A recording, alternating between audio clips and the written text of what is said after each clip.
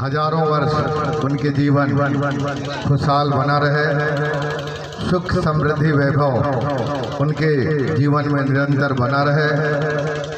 यही आशीर्वाद मैं अपने विधानसभा क्षेत्र के दाम्पत्य जीवन में प्रवेश करने वाले रोशनी पवन को प्रदान करता हूँ।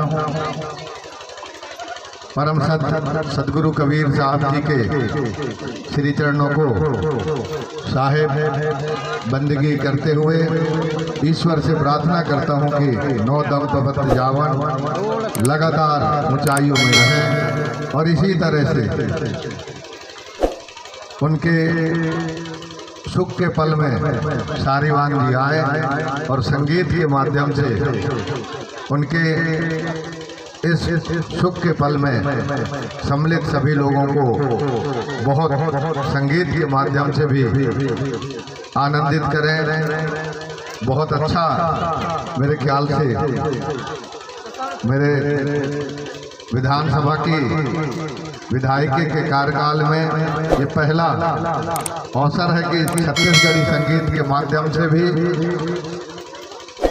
आशीर्वाद देने के लिए दाम्पत्य जीवन के प्रवेश के अवसर पर आप उपस्थित हैं। सारीवान जी, आपको भी बहुत बहुत बधाई और सभी जो बाराती हैं, घराती हैं, सबको मेरी तरफ से बहुत बहुत शुभकामनाएं।